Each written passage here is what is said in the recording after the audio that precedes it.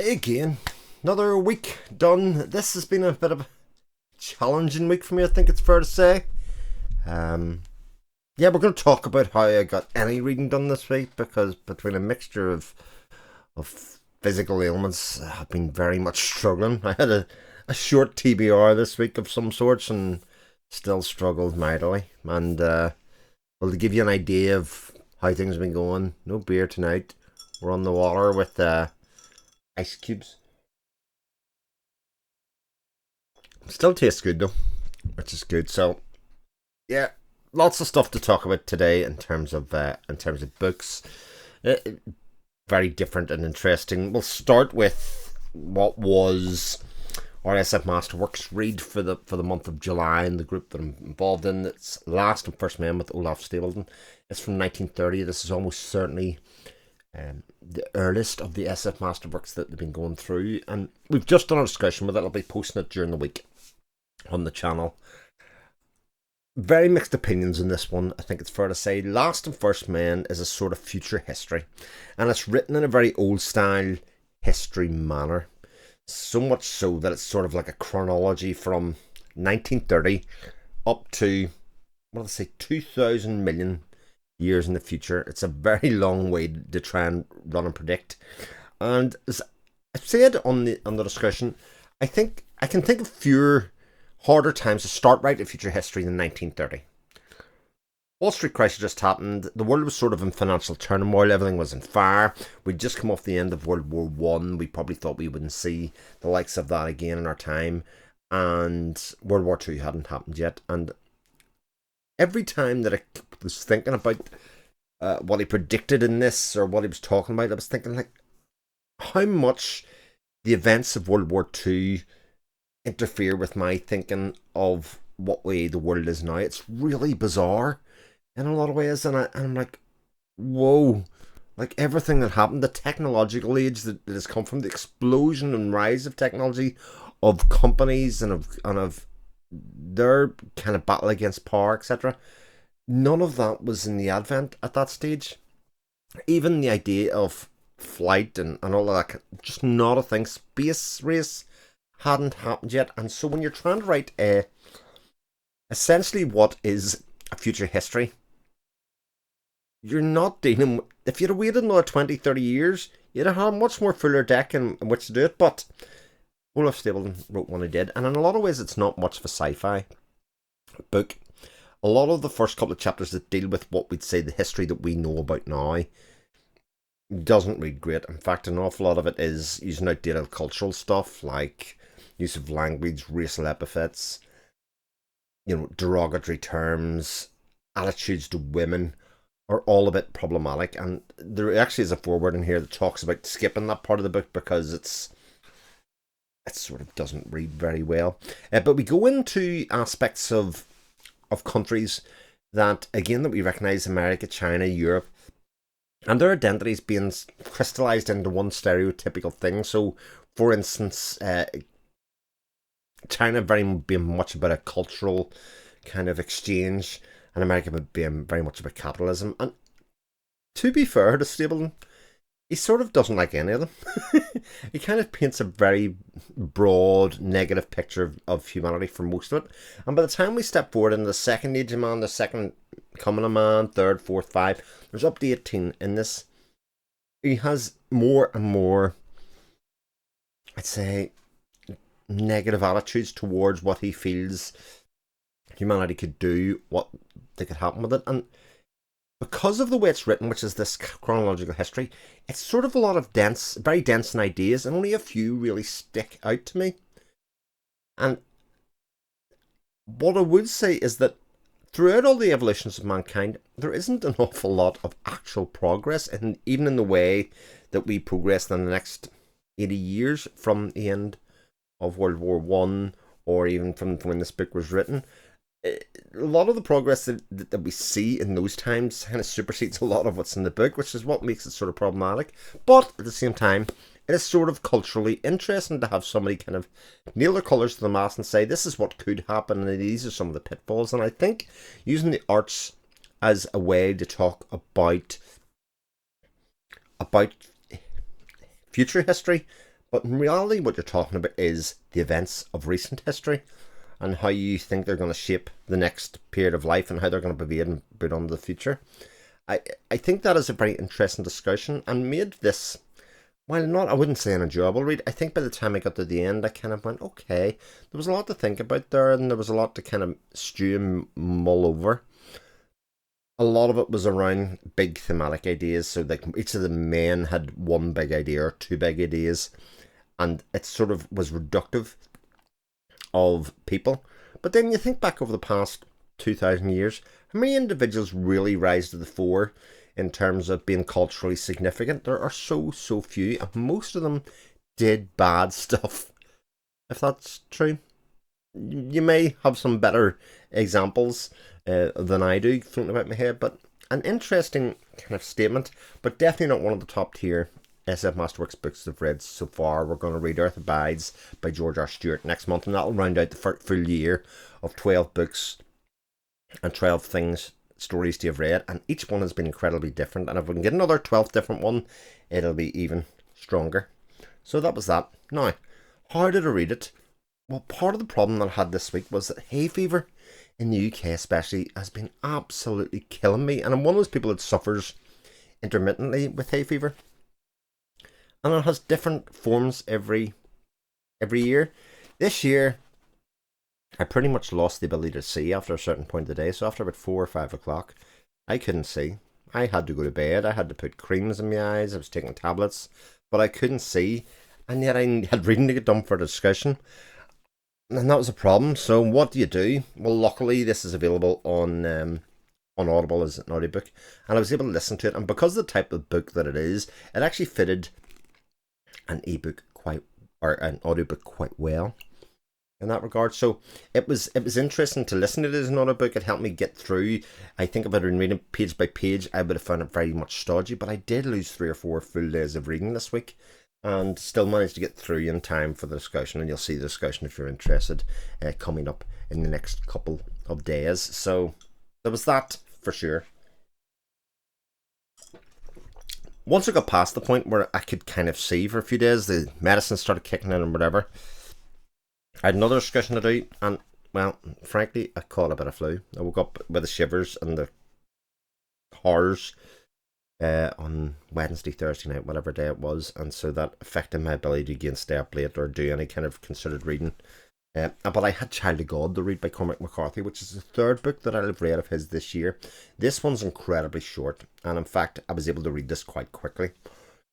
I'd heard that it was kind of disgusting, and actually, after having read Blood Meridian, I was sort of puzzled by this idea that it could be more challenging than Blood Meridian, because I think Blood Meridian is incredibly dark in its own way. So Child of God, written in 73, I believe, so written before that, again, it's challenging. It follows the central character of Lester Ballard, who is a child of God, and I think as a premise for a book, it's examining humanity and how essentially we all come from the same method of procreation, by and large, and how we end up so differently. Lester Ballard is a man who seems to be without regard or remorse. He is a person that, as we follow him along in his life, he does seemingly more and more despicable things, and things that we, as good meaning society, cannot in conscience condone or understand. However, he's a product of his region. Now, it's not to say all people in that region, etc., grew up like him, but in a lot of ways, he is what he lived. In a lot of ways, isn't it? There are people that point through the things that happen with it and say, well, he did that, I didn't like it. But he, in a lot of ways, he's a man who has one friend, and that is a rifle that he carries around. It's the one thing that he carries around with him all the time. And he doesn't use it all the time for nefarious means, but it is something that he sees very much as his identity and something that he's actually good at. And it's probably no surprise that some of that starts to bleed over as he gets older. But his inherent nature inside is one that's obviously not that good. He he uses violence freely as a threat and also carries through with it. And a lot of the little vignettes that carry through here, a lot of the pages are very, very, very short, or a lot of the chapters are very short.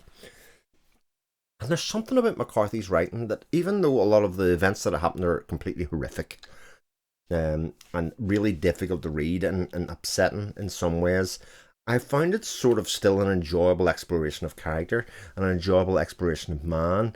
And also with the idea that, again, this is a child of God. This is somebody that was born or grew up out of an act of lust, love, whatever you want to talk about it, and that he came along in his way. And without going into spoilers, I think it's interesting the things that he gets either blamed for or the things that happened, and how in some ways it's easy to deny, in some ways it's easy to accept what he did, even from his own personal perspective, and how he can separate himself from the events of the book. It is very challenging in some of the things he does. I mean, some of the most heinous things you can think of, our Lester Ballard is sort of involved in some ways, but also somehow still very readable. I mean, I sort of quite enjoyed that exploration. Like I say, it doesn't outstay its welcome, that 180 odd pages that are read quite quickly. It doesn't wallow in it. It kind of goes from one bit to the next, and intermixed between them are these little vignettes of other things that are happening around the world at the time that are sort of darkly comic some of the times. Even talking about his rifle skills, one of the ways that we're showing his rifle skills is he goes to a fairground and wins all the cuddly toys. Now, what's he going to do with all the cuddly toys? But it's just this kind of this sense of achievement for him that he can walk around and people are looking at him going, well, where did he get the toys, etc. And so a lot of that I found very interesting. And McCarthy has become somebody who I thought had a couple of great books to now somebody whose style and prose is something that veers between poetic, incredibly visceral in description, but also challenging in his view of what America was and where it was sort of heading. And I think that makes him an interesting author to read. And come the end of the week, I sort of was like, right, I need something a bit different, something a bit short. I didn't really want to start into a new big novel, etc., because I have a couple of big books that I need to finish this week, and I happen to have on the shelf and I bought a while ago, because I'd seen the film version of it. I didn't actually know that it was a book, and it's actually a non-fiction book, won by this another winner of the Nobel Prize in Literature. It's Happening by Ernaux, and I didn't realise that the film that I had seen last year, I think, just was a depiction of the events that happened in this book. And it basically tells the story of a girl who's in university in 1960s France when abortion is outlawed by law. Outlawed by law means the same thing, I know that. And she falls pregnant. Just one bad decision kind of comes in, and about her desire to get an abortion, but in a state, in a world where nobody really wants to help her for fear of protecting themselves, and also because people judge that young woman as being silly, stupid, kind of the dearth of society. It's her own fault kind of thing. Contrasting with the father and what happens to him. And for the first part of it, I thought, okay, this is kind of following along very closely with the film. I've seen some of the story beats, but listening to it from a personal memoir status, because this is like very much Annie's own thoughts about what happened and about the horrible thoughts that she would have about how, if she couldn't get help, she would try and take matters into your own hand with knitting needles and kind of the self-courage that she would need to do that, and how she believed she had it and then found that she probably didn't. But also about how like events in world history were happening at the same time, like Kennedy getting shot happened around the same time that she was talking about murdering this fetus within inside her, and the whole gruesome nature of that. And by the time you get to the end of this, and you can see this is phenomenally short, it's about 76 pages, again doesn't outstay its welcome, but is perfect length in terms of being so impactful. Even as a man who doesn't have to wrestle with a lot of these ideas, but it was incredibly moving and incredibly, made me sick to my stomach, a lot of it, and a lot of the ways that Annie was feeling herself at the time as a young woman, isolated, and the people that she had around her. Again, France is a place where the Catholic Church is very prominent. It's a very Christian state and that kind of judgment and its attitudes towards abortion and life are very stringent and deep rooted in society. And that did not make things easy for this young woman to try and exist and go forward. And I mean, this is a phenomenal piece of writing. There's absolutely no doubt about that. Even if you sort of, I knew the story from start to finish in a lot of ways, but that personal testimony that goes with it and how she thought just really resonated in a way that I just didn't expect. So this sort of very reliable narrator, we often talk about unreliable narration, but this very reliable narration, and the only thing that really defeats her is the memory, because she anonymizes a lot of it. You know, she anonymizes the people that were involved because she doesn't want people to judge them or doesn't want people to get in trouble, because essentially it was against the law at the time. And just incredibly involving and moving, like there's no doubt about that. Really something that will stick with me, and something that is so short that you would revisit and that you could pick parts of, and you could kind of think about, you know, putting yourself in somebody else's place. Especially for me as a man, never going to be childbearing or having the responsibility of childbearing, kind of seeing that through somebody else's eyes in such a vivid fashion was really something else. Another book that I finished this week, I think I was talking about it last week, was The Honjin Murders by Seishi Yokomizo. This kind of locked room mystery, and I said, you know, it was okay. It depended on how it resolved, and you know, it was novel, it was interesting. I don't really have an awful lot to say about it. I mean, I quite enjoyed it. I enjoyed it in retrospect than I did kind of at the time, I think, when I finished, where I just sort of went, okay, that was okay. But actually looking back, I was like, okay, some of the resolution of that idea that you have the smart man in the room kind of figures everything out, a bit Columbo style, is fun. Will I rush it to get another one? I mean, I'll read another one eventually. I sort of like to throw crime novels in, because they are fun, propulsive, and you always get something out of them that kind of, can you guess what's happening? In this case, I had no idea. None whatsoever. Never got to it whatsoever. I had about 4 or 5 different theories. I only think I got one thing predicted right in the book and the idea. Lots of red herrings. But yeah, interesting little book from Pushkin Vertigo. Getting through all that, actually making some of those discussions and not being able to make other ones because it wasn't well, was, I'll take it as a win this week, because I did read some really good literature, even if some of it was frankly a bit disturbing. So happens. So what I'm going to read this week, well, I have a big book to finish, so one that I've been doing really long for a while. This is book 6 of The Wars in Light and Shadow by Johnny Wirtz. This is Pearl's Gate. Like I say, book 6. Always hard to talk about, but there has been actually quite a lot of discourse on BookTube at the moment about Johnny's writing and about how her prose can be, you know, flowery and kind of dense to get into. But I have to say, come book 6 in this, there are things that happen because of her use of prose that other books can't even attain to. There are moments when she manages to pull together nature, the world, music, thoughts and desires that other books just couldn't touch, because they don't purport to use that level of writing, that elevated kind of style. Certainly there are times when you have to slow down and read it. They are not books that are meant to be read fast, but this is without doubt, and I've got 4 chapters left to go at the end of it, which I've finished this week.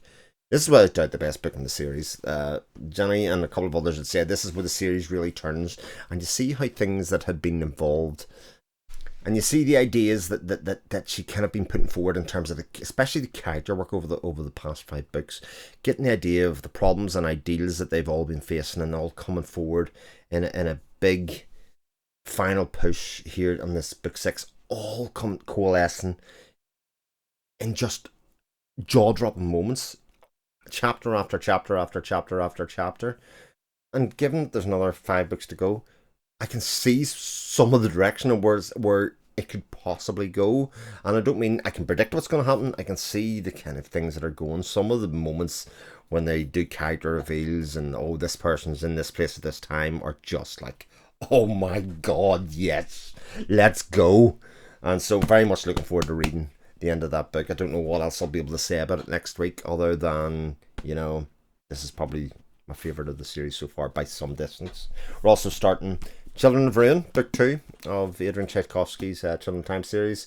Don't know where this is going to go. I've kind of stuck a bookmark in it, chapter 1, so that I can start reading, but I haven't actually started it yet, but I'll start that tonight. And then the other one that I'm going to talk about is one I talked about previously was Ernaux by Claudio Pinheiro, which is the idea that Rita's body is found hanging in the belfry of a church she devoted herself to, and it kind of details her mother trying to find out what happened to her daughter in that regard. So other things that I've been doing this week, well, between not being able to see, I had an interesting decision on Thursday because we'd booked a family trip to go see. It was a one day only showing of Waitress the Musical in the local QFT. Now, I believe in America they released it for one day to rent or to buy.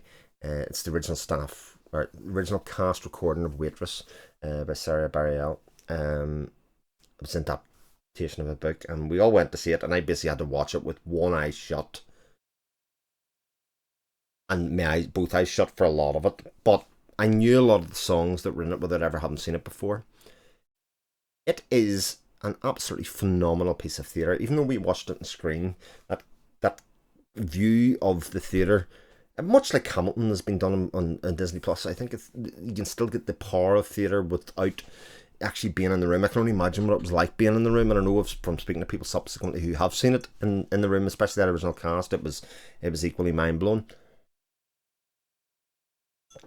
But one of the things I really want to say about Waitress, what makes it so good, is that it explores elements of life that we don't see dramatised, especially in the way that it is, in such an effective way. I mean, an awful lot of, heightened emotions are based around love and that kind of stuff, but this Waitress is very much about the value of self and the value of worth of self, and how we need to appreciate that in ourselves and what we can do for ourselves and our surroundings, and do we accept us for who we are as people, etc. And the whole thing was wonderful. The last song she used to be mine, or one of the final songs, should I say, she used to be mine. I'd known for many years, heard Sarah perform it in many shows and whatever else, but seeing it in context has not, I haven't been able to leave it since that. The words and what she's speaking about in the context of the whole story, just it's such resonance, and it's been in my head every second of every day since I watched it, and I've listened to it and I've cried. And if I think back to it myself, or I watched it with my two children and my wife, our row was just a puddle for half an hour, 45 minutes. It was just one after another one of emotions that don't often get explored. And I think some of my favourite storytelling moments of the past 20 years, say, they're when they explore those other emotions that you don't nearly see. I remember talking a while ago about Assassin's Apprentice, talking about the idea of pride and the idea of justice in ways that you don't often see, and that being the real forefront and emotions that you see there, and one of the things that makes that so great. So Waitress was really spectacular. I wish I could buy it, but it means next time it comes here, I'll be first in line. I also went to see Doctor Who on Friday midnight showing. It was in the cinema. It's become a bit of a family thing. I sort of go up and down on Doctor Who. I don't think this was the greatest end of a series, but it was, very spectacular. And I think the new Doctor, Judy Gatwa, is very good. Millie Gibson, the companion's very good, Commandeer 4. But I think the real strength of the series was in the middle. But being in that room, full packed house, with people that just were eager to see and be involved in the community of Doctor Who, I think is one of the things that is such joy, and one of the things that I think really should be celebrated about modern society and popular culture and storytelling. The fact that has resonance over so many generations is so wonderful. And aside from that, I'm just waiting for the last episode of Dark Matter. I haven't really watched anything else apart from that because I haven't really been able to see. I've been doing a lot of early nights, trying to rest my eyes, trying to get over a bit of flu, all that kind of stuff. No booze, water. No, I haven't even had a bourbon cream. What is life? What have you been up to? Let me know what you've been at, and I shall catch you next time on the channel. Thank you very much. Take care. All the best. Bye.